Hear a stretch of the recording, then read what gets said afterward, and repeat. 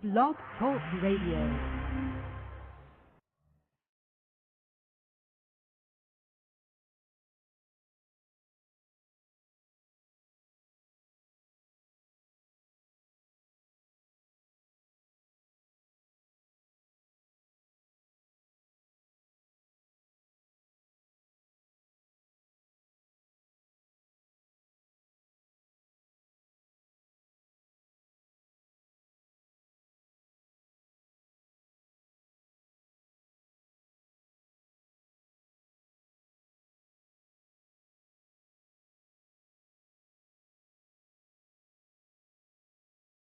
Boa noite, meus amigos.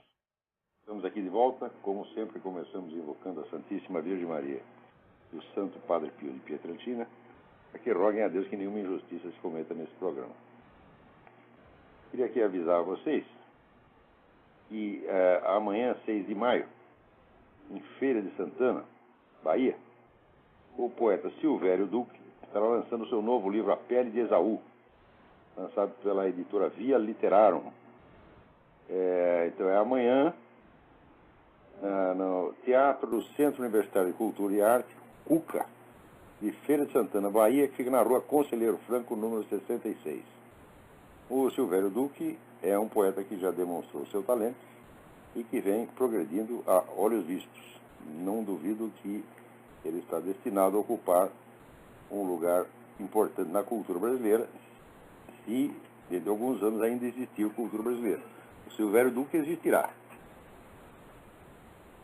Então, se vocês não puderem comparecer ao lançamento, mas quiserem adquirir o livro, vocês deem uma olhada no site www.vleditora.com.br. Também queria convidar vocês para dar uma espiada no site do meu filho Luiz Gonzaga de Carvalho Neto.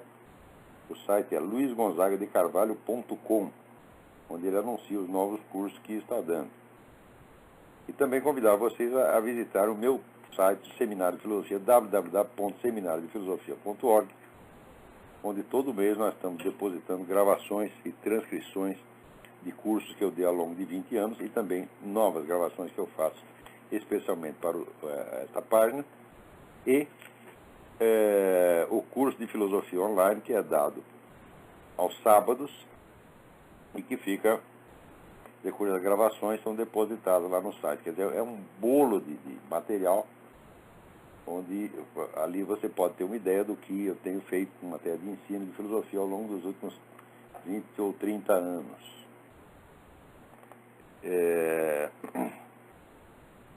Eu acho que a coisa mais linda da semana foi esse acordo entre o Brasil e o Paraguai para combater o narcotráfico.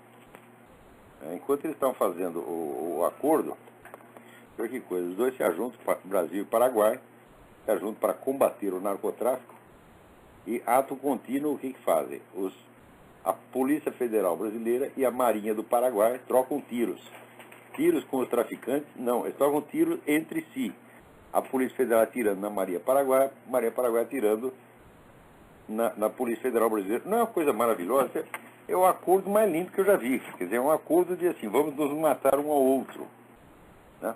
A propósito, eu vou até ler para vocês o artigo que eu escrevi, que menciona esse negócio, artigo que deve sair aí no Diário do Comércio nos próximos dias. Mas eu não resisto a ler aqui para vocês. O artigo chama-se As Cabeças e a Missão. Enojado com o artificialismo dos costumes na corte de Henrique VIII, Thomas More observou que a mentira política, quanto mais patente e boboca, mais solicitamente é aceita como verdade por aqueles a quem, no fundo, ela não engana de maneira alguma. Decorridos vários séculos, belo exemplo da validade permanente dessa máxima é o acordo assinado entre Brasil e Paraguai para reprimir o narcotráfico.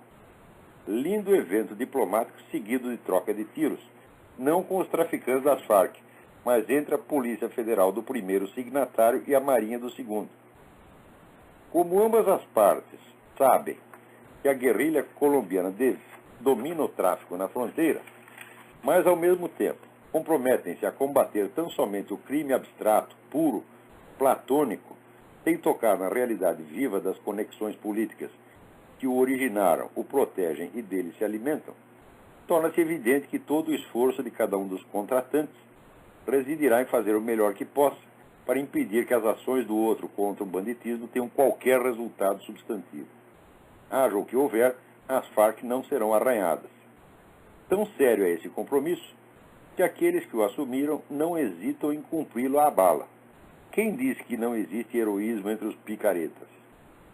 Eis aí, pela bilionésima vez, o sinal de que, na leitura dos tratados internacionais e declarações políticas em geral, o estudante não deve excluir a possibilidade de que signifiquem precisamente o contrário do que dizem. A única diferença entre o reinado de Henrique VIII e o mundo moderno é que, na época do primeiro, só eram obrigados a dizer amém à mentira oficial os membros do círculo mais próximo do rei. O povo, à distância, e os intelectuais, no recesso protegido da universidade, sabiam que tudo aquilo era uma palhaçada e riam.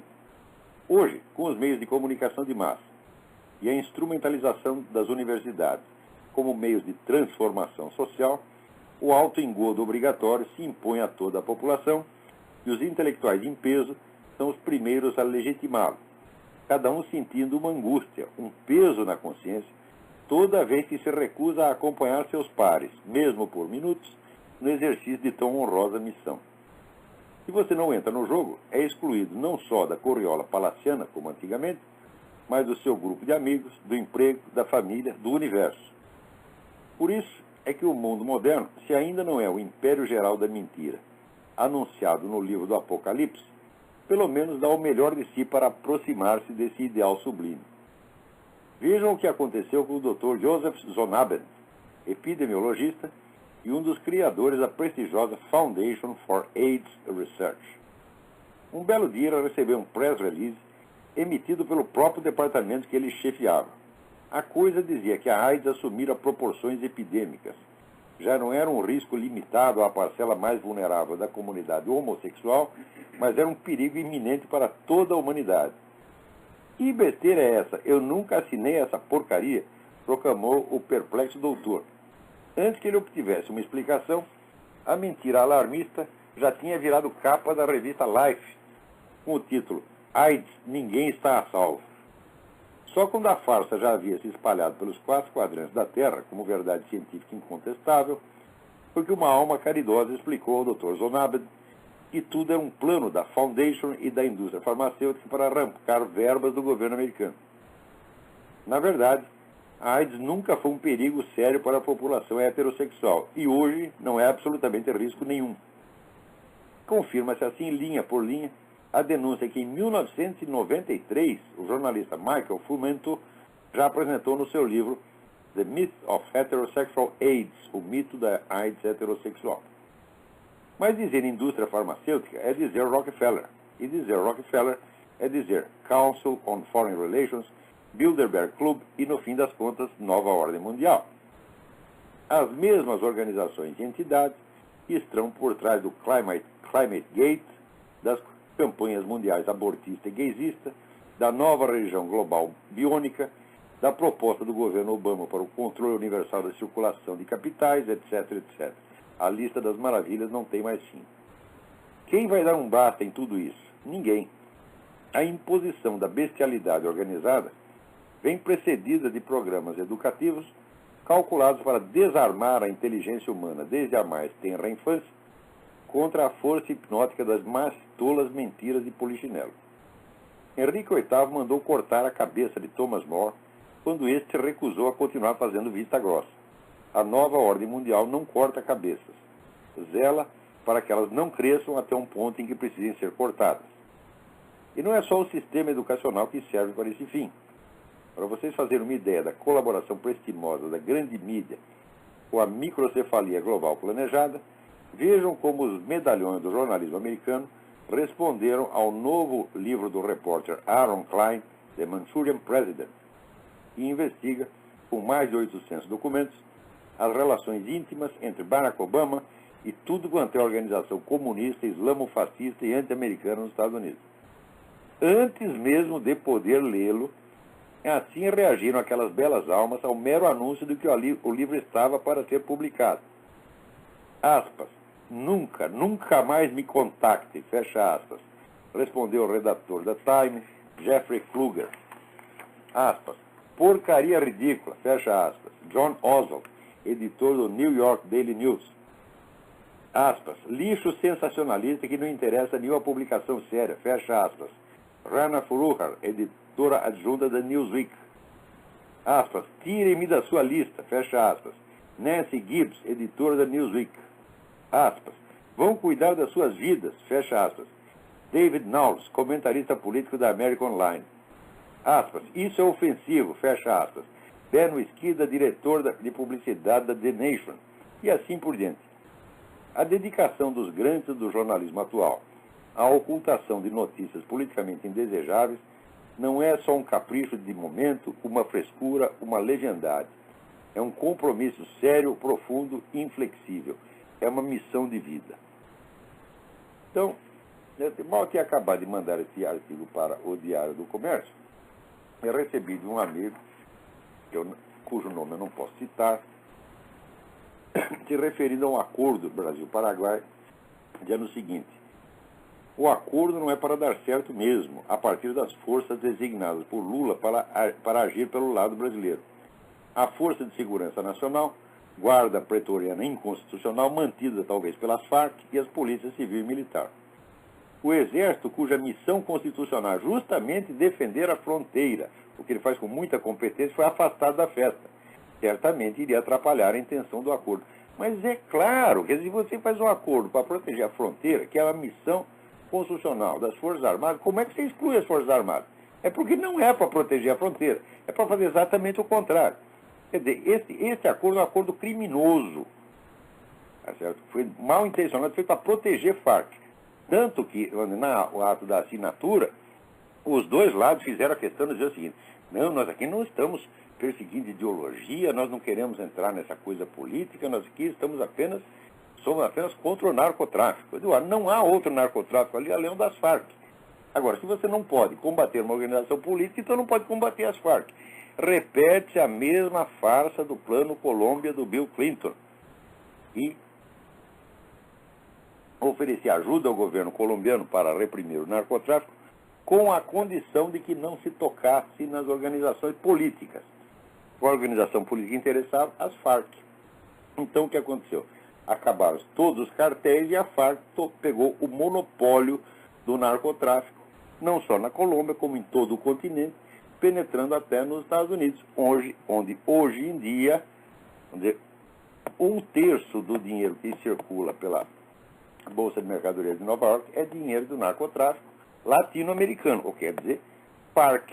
Então vocês entendem por que o então presidente da Bolsa de Valores de Nova York, Peter Grasso, né, tomou um avião e foi lá no meio do mato para conversar com o quê?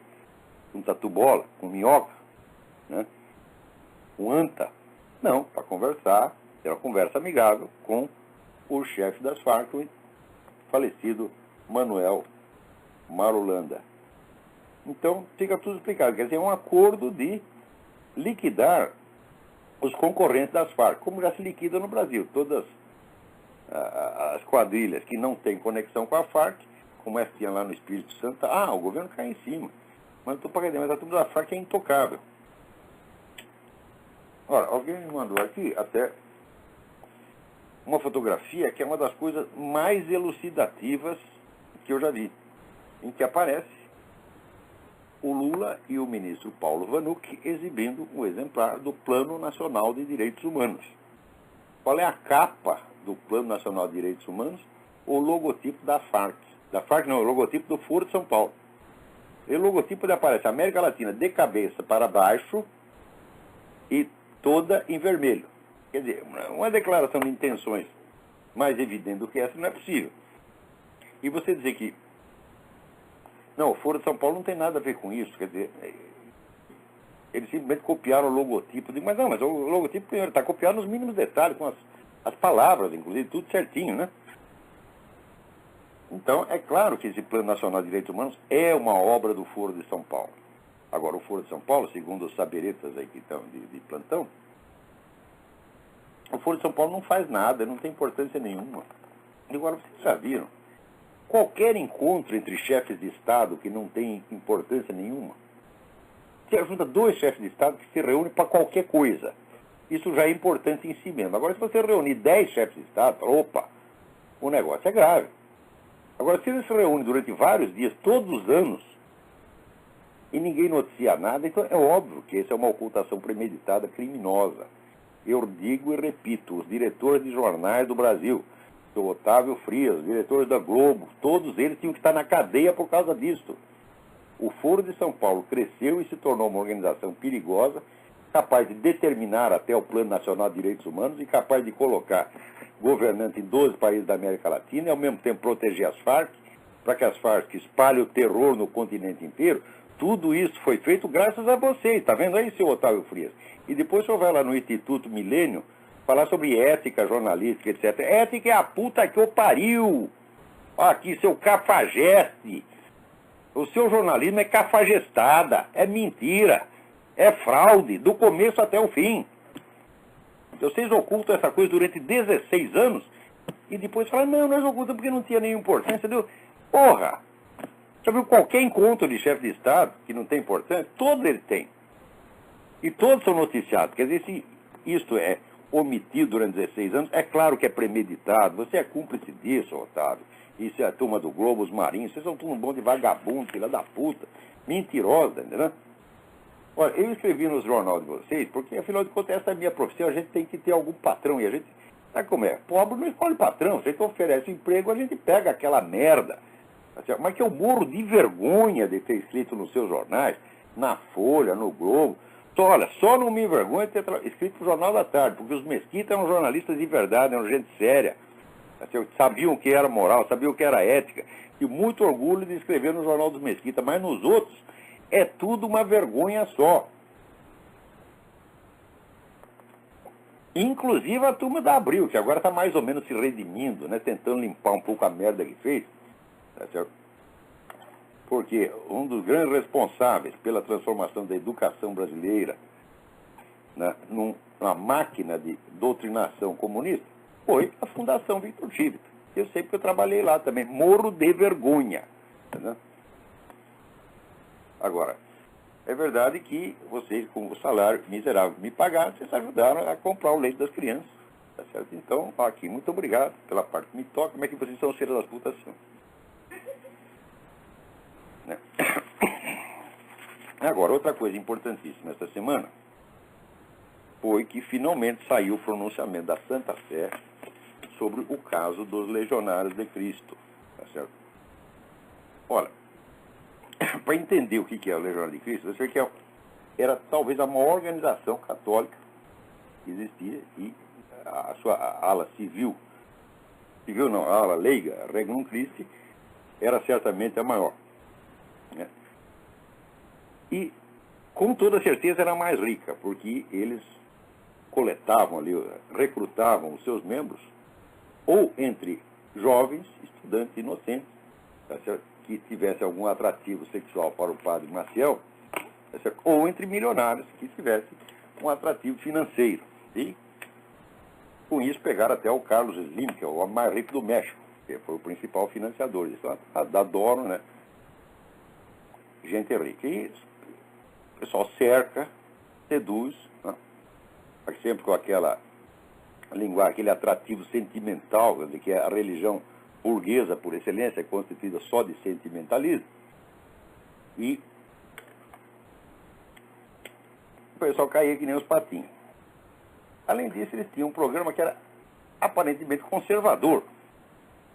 Quer dizer, eles promoviam a missa tradicional, defendiam a doutrina católica tradicional, eles não tinham nada a ver com teologia de libertação e eram em pé de oposição de direita. Então, o pessoal vendo os progressos da esquerda na igreja, que vai dominando cada vez mais, quando viu uma organização de direita aparecer no horizonte, as pessoas colocavam ali todas as suas esperanças.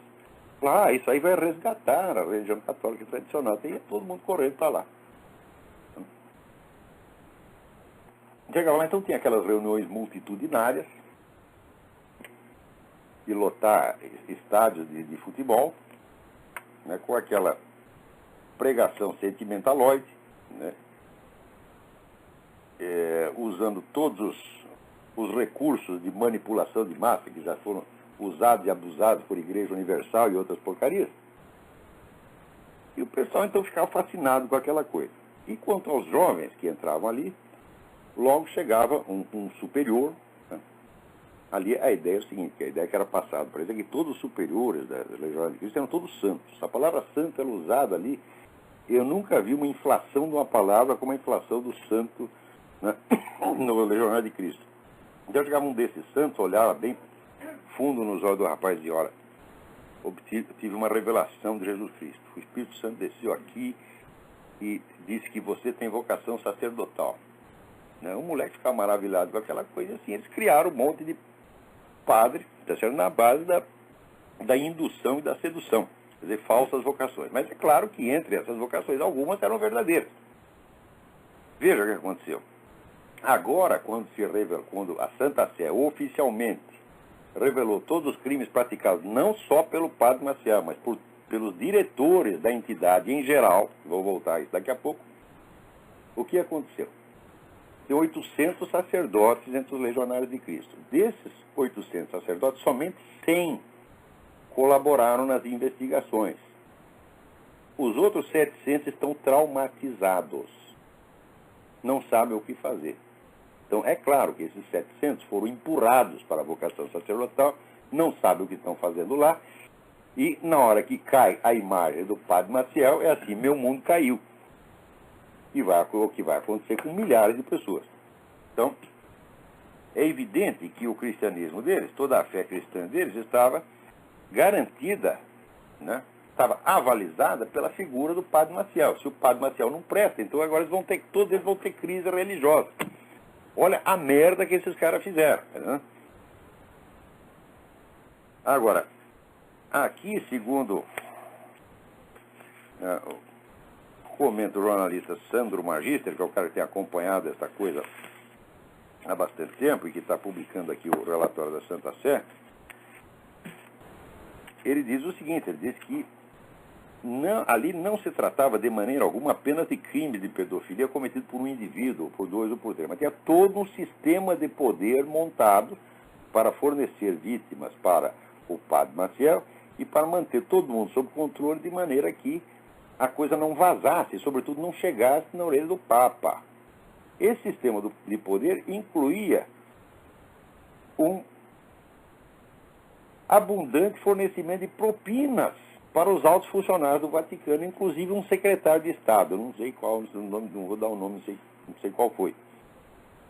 E foi assim que o Papa João Paulo II foi feito de idiota, a senhora não ficou sabendo nada, e morreu na inocência, achando que o Maciel era um grande cara, e que estavam tentando sujar a reputação de um sujeito honesto. Né? O atual Papa, no tempo que ele era cardeal, ele já não caiu muito nessa conversa, já não acreditou muito. Mas a opinião dele foi voto vencido. Né? Então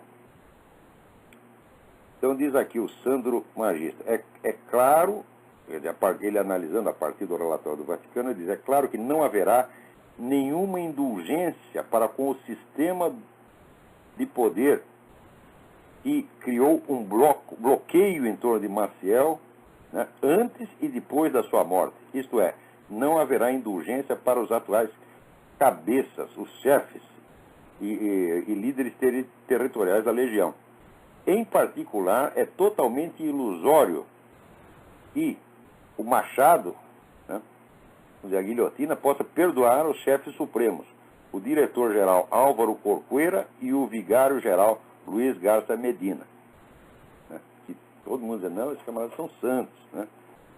Eu tenho amigos que entraram nesse negócio, foram totalmente seduzidos por essa porcaria, ainda estão lá, porque quando eu comecei a contar o que estava acontecendo, eles não acreditaram. Eu falei, bom, então você não acredita em mim? Então espero o relatório do próprio Vaticano, que agora está aqui, já está publicado. Acontece que no Brasil, eu acho que os Legionários de Cristo têm algum poder na mídia, porque a coisa não está sendo noticiada com o mesmo destaque com que é noticiado no mundo inteiro.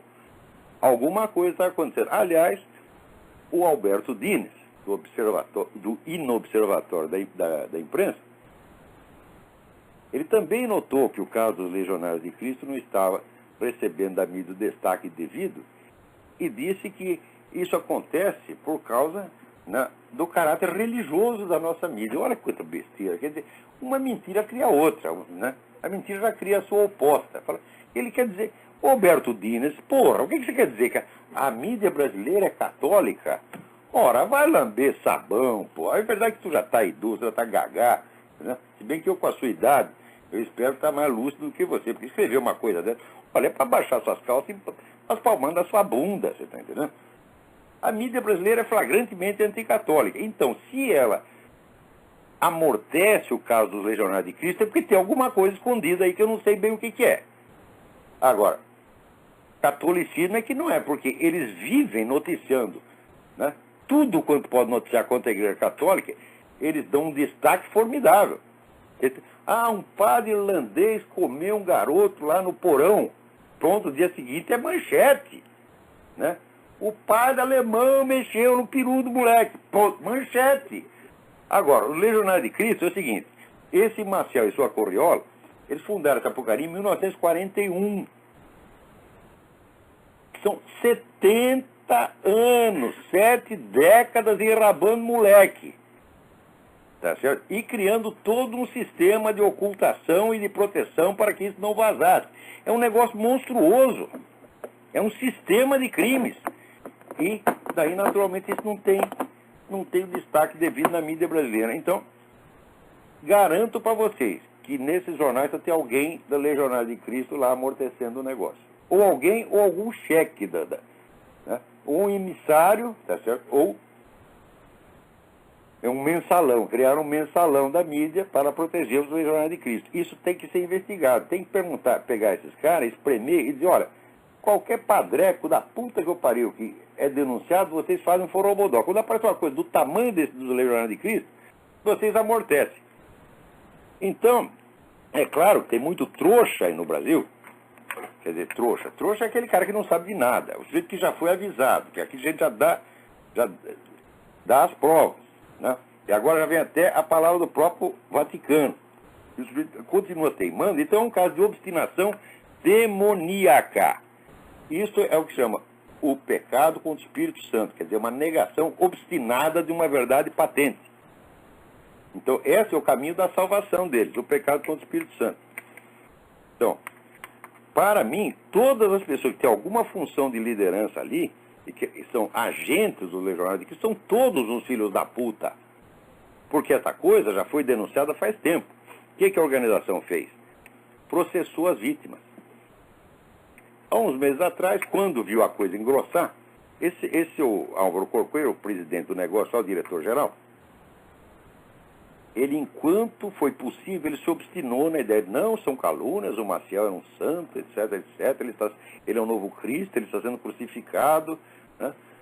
Se obstinou nessa conversa até onde pôde. Quando o Vaticano deu um chega para lá nele, daí de repente ele muda dessa, não, de fato, nosso fundador pecou, nós estamos envergonhados, etc, né? Mas é o seguinte, ele, Álvaro Corcoeiro, é o sujeito que criou os processos contra as vítimas. Ele que perseguiu as vítimas para tapar a boca delas. Em nenhum momento ele pediu desculpa de ter feito isso. Então, quer dizer, o sujeito é obviamente falso. Esse Álvaro Corcoeiro é obviamente um vigarista. Agora, eu conheço gente inteligente, que foi inclusive aluno meu, tá certo? E chegou lá, fica com o Álvaro Corcoeiro 5 minutos, aí é santo, é santo, é santo. O que é isso? Por que eu tenho que ter tolerância com essa coisa? Né? Quer dizer, eu estou envergonhadíssimo de que tem uns 3 ou 4 alunos meus que entraram nessa porcaria, alguns se obstinam até agora. Eu estou morrendo de vergonha. Claro, nem todos os alunos meus são assim, a maioria progride, tem humildade, reconhece as coisas, vai aprendendo. Tá certo? Mas tem alguns não, eles se obstinam. O sujeito vai lá, assiste a sua aula, mas no fundo ele acha que ele está bem mais orientado na vida do que eu mesmo. Você toma a decisão de entrar para uma merda de organização dessa, fica lá anos a fio. Tá certo? Vai naturalmente, vai emburrecendo, vai apagando espiritualmente, tá certo? E no fim a espiritualidade dos caras consiste em juntar com a multidão lá e ficar chorando por babaquice no estádio de futebol. Quer dizer, alunos meus se degradam a esse ponto, e não é para eu ficar com vergonha, porra. É verdade que não são muitos, são poucos, tá certo? Mas eu não os perdoo, não. Eu não os perdoo, não. Vocês têm a obrigação de reconhecer a verdade e vocês têm a obrigação de até me pedir desculpas por ter desconfiado, por não ter confiado no conselho que eu lhes dei. Talvez não tenha dado em tempo, porque eu também não tinha interesse nessa entidade Legionária de Cristo. Eu só fui estudar a coisa quando o assunto apareceu para mim, né? Talvez eu devesse, anos atrás, já saber disso, mas não tinha interesse nessa coisa. E outra coisa, quem é que vai desconfiar de uma organização dessa à primeira vista? Só se você vê que tem alguma coisa errada. Eu senti vagamente que tinha uma coisa errada, mas demorei para descobrir o que se passava. Só que hoje não tem mais desculpa. Então, o Papa enviou lá 5 cardeais que durante 8 meses entrevistaram as vítimas, viram os documentos, etc. Chegaram a essa conclusão. É um sistema de criminoso montado. Sistema de alcance mundial que penetrou inclusive nos altos escalões do Vaticano. Ora, se você faz isso, você está lá corrompendo gente, comprando consciência, você está destruindo a igreja por dentro. Você está fazendo um serviço ainda pior do que fez o pessoal da Teologia da Libertação. A Teologia da Libertação já parte para heresia logo de cara, já se desmascara, mas esse aí não, está se fazendo de pessoas fidelíssimas à igreja, né? Então, muito bem. Ó, até tem um aluno meu, parece que até aluno do seminário de filosofia, que mantém lá uma parte, está defendendo o tal do Maciel até a semana passada. Eu digo, mas eu não vou dar o nome do cara para não passar vergonha, né? Mantém uma baita foto do Maciel, ele é um santo, né? É um novo Cristo, está sendo humilhado pelo mundo.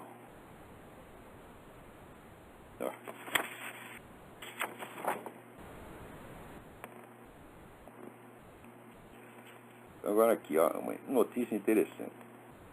Uma mulher canadense que foi criada por um casal homossexual, agora criou uma organização para dar assistência a pessoas que foram criadas nas mesmas condições dela e que têm os problemas que ela teve, porque aquilo ali foi aquela procissão de homem na cama do pai dela, tá certo? Ela exposta a essa merda o tempo todo, tá certo? E naturalmente se sentiu, vamos dizer, prejudicada e humilhada por isso. E ao mesmo tempo aqui também, até no Globo Online saiu, um universitário de 18 anos foi espancado por um grupo de homossexuais travestis na madrugada de domingo na Praia da Esquerda, na Ilha do Boi, em Vitória. Ele fez uma piada, que foi considerada ofensiva. Então, né, dezenas de travecos pularam em cima do sujeito e começaram a dar pancada, pontapé, arranhão e mordida, né? Então,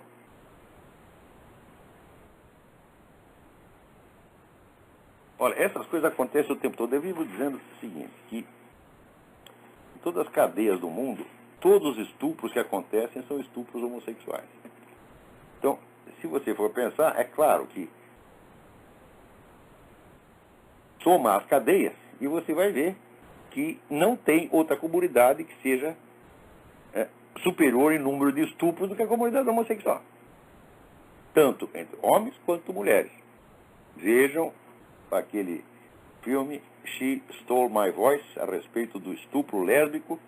Vocês vão ver que o negócio não é brincadeira.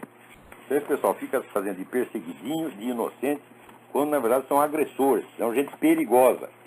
Outra coisa, toda essa história de pedofilia, né, enquanto não fizerem uma investigação a fundo no movimento gay, vocês não vão saber o alcance da pedofilia.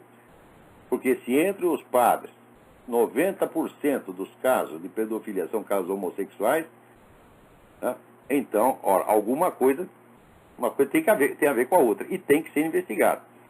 Agora, Estou investigando seletivamente a Igreja Católica, onde o número de pedófilos é enormemente menor do que em qualquer outra comunidade humana, para não falar do movimento gay. Mas o número é menor e desse número 90% é gay. Agora, investigar o movimento gay não pode. Né? Alô, quem está na linha aí? Alô, é Ricardo? Ricardo, tudo bem? Tudo bom, Olavo? Tudo bem. Diga. A minha pergunta é a seguinte, é com relação ao livro do padre Paul Kramer, que o senhor indicou. Sim. Aquele livro traz o cardeal Ratzinger, o Bertone, o Sodano e o cardeal Hoyos como sendo personagens ativos em não permitir que a mensagem de Fátima fosse devidamente revelada.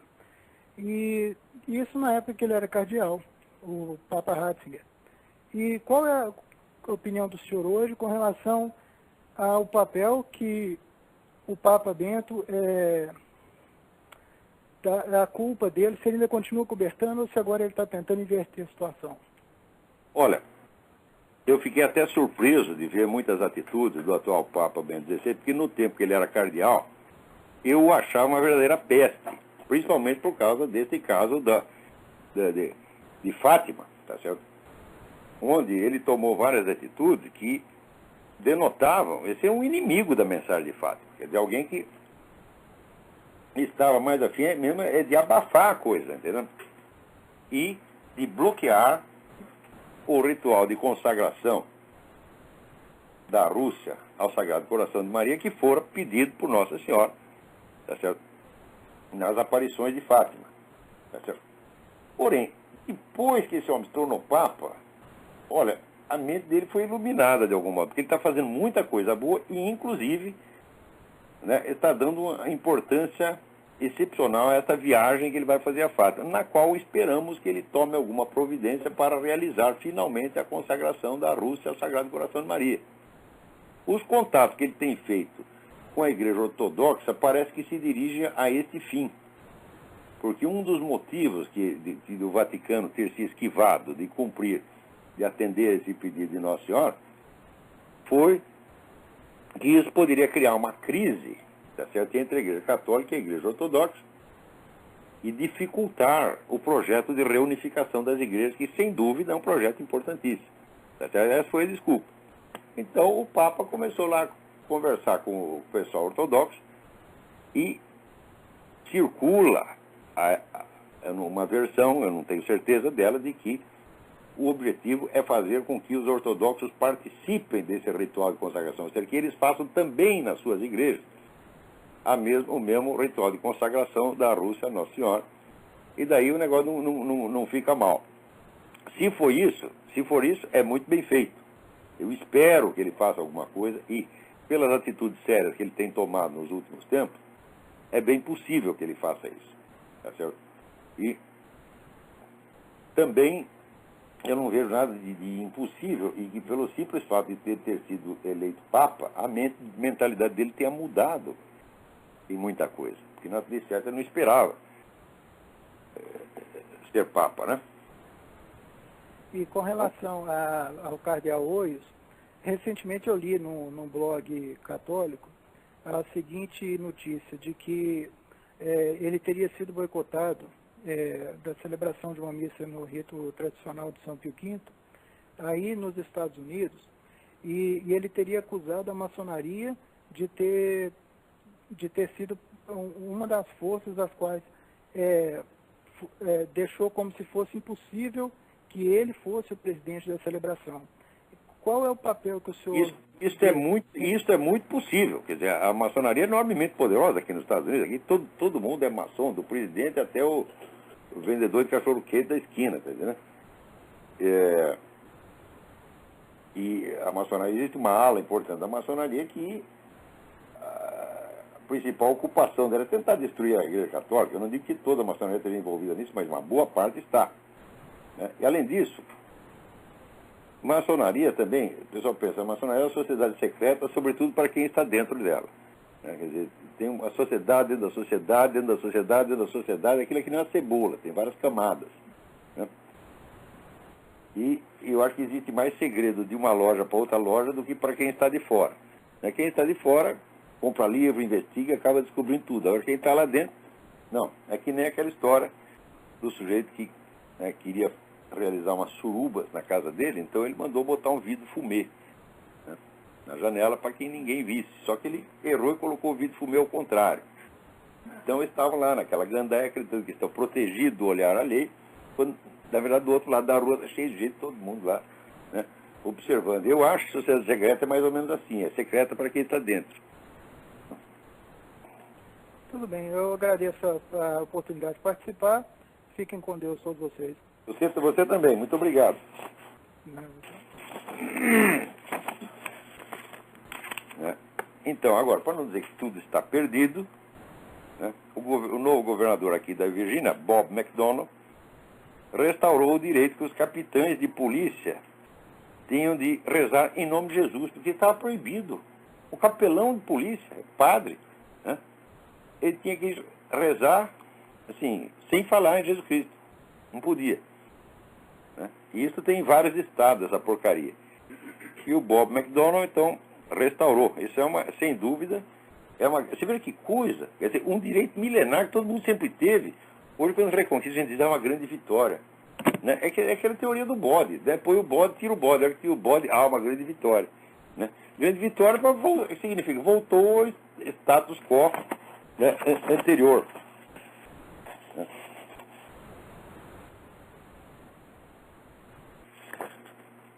E assim foi. Agora que o ministro Temporão, né, recomenda que todos vocês combatam a hipertensão praticando sexo. Ninguém se lembrou de dizer ao ministro, então vai baixando as calcinhas. É a resposta que ele mereceria. 180 milhões de brasileiros fazendo fila para comer o ministro. Essa é a única resposta que esse cínico merece. Né? Quer dizer, o governo não está cumprindo as suas obrigações no que diz respeito à assistência médica, então né, fica que nem aquele negócio, não tem pão, come biscoito. Né? Tá, não tem remédio de hipertensão, vai dar uma trepadinha. Ora, porra!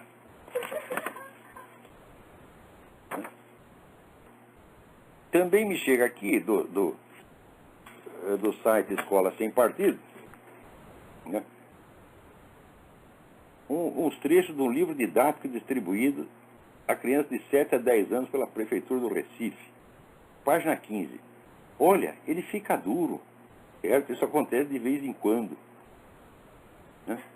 O pênis do papai fica duro também. Algumas vezes o papai acha muito gostoso. Os homens gostam quando seus pênis ficam duros. De gosto não, depende do momento, meu filho. Calma lá. Né? Tem certos momentos em que uma ereção é uma incomodidade fora do comum. Né? E você ali, baixa, desgraçado, baixa! E não baixa. Né? Então, tá aí. Página 16. Aí os espermatozoides se misturam com líquido.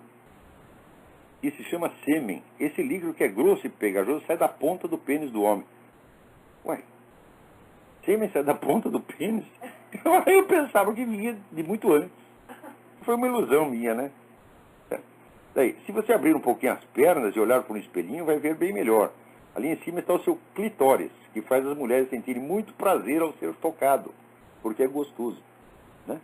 Então está ensinando lá para as meninas de 7 a 10 anos, olha. Você lembra do filme do Woody Allen, o Zelig, que o sujeito era um maluco, que ele dizia que dava aula de masturbação na universidade? A piada virou realidade. Estão dando aula de masturbação para meninas e meninas de 7 a 10 anos. Né? Agora, daqui a pouco vai ter aula prática. A classe inteira, todo mundo baixa as calças, né? Aqui o horário regulamentado da brunha. Tá certo? E a molecada lá, tocando punheta na aula. Tá certo? O professor também, evidentemente. Né? Quer dizer, eu não fico nem indignado com uma coisa dessa, porque eu não consigo ficar nem com raiva de uma coisa. Porque, assim, é tão ridículo, tão miserável, tão patético, tão deplorável, que a gente fica com dó de uma coisa dessa. Quer dizer, o jeito que escreveu esse livro é evidente. Isso aqui é um punheteiro compulsivo. Tá certo? Mas o sujeito que tem, ele tem que se divertir dizendo essas coisas para criança. Alguns meninos gostam de brincar com o seu pênis. E alguns meninos com a sua vulva. Né? Porque é gostoso. E toda hora repete, porque é gostoso. Gostoso, meu filho, é dar um pontapé no meio do seu cu. Né? Daí prossegue assim, as pessoas grandes dizem que isso vicia, ou tira a mão daí que isso é feio. Ah, e não vicia não? Né? Você conhece algum moleque assim que toca uma punheta por ano? Pô, começa a primeira que ele não para mais, porra. Quem é que não sabe? Né? Puta vida. Então quer dizer que quanto mais tarde começar, melhor para eles. Né? Agora, por que tem que começar logo com 7 anos? 7 anos o cara é impúbere, quer dizer, ele não tem sêmen, nada, então ele vai ficar lá tocando aquela punheta a seco, tá certo? Esperando, quando é que vem a porra? Quando é que vem? Quando é que vem? E vai ficar angustiado, porque só vai vir quando ele tiver 12, 13, 14. Vai ter que esperar 5, 6 anos, tá certo? Para dar a sua primeira gozada. E até lá, o que vai acontecer? Ele vai achar que ele é um cara inferior aos outros, né? Porque sai sêmen, ele diz, no meu não sai nada. Quer dizer, é um negócio até cruel. Olha que coisa, mas que coisa altamente do cacete. Essa brincadeira que dá uma cosquinha muito boa. Não é para ser feita em qualquer lugar. É bom que você esteja um canto sem ninguém por perto. Por quê? É tão lindo assim, e se proibir é feio, então por que tem que se esconder? Por que você tem que se esconder para fazer uma coisa que não tem nada de mais fazer e que ninguém pode proibir, que ninguém pode falar mal? Né? Quer dizer, olha, isso é o que se chama educador no Brasil. É claro que o jeito que se vê isso é um tarado completo. Tá certo? É um pedófilo, no mínimo um pedófilo intelectual, se não for um pedófilo praticante. Né? Agora, pior é que tudo isso está sendo feito com o seu dinheiro. Vocês pagam imposto para o governo fazer essa merda, porra. Eu estou vendo aqui a foto do livro Plano Nacional de Direitos Humanos. E lá, a América Latina de cabeça para baixo, com o lema do Foro São Paulo, por uma nova integração da América Latina. Integração de cabeça para baixo. Tá ruim, né? Então, deixa eu ver se temos mais alguma coisa. Ah, aqui.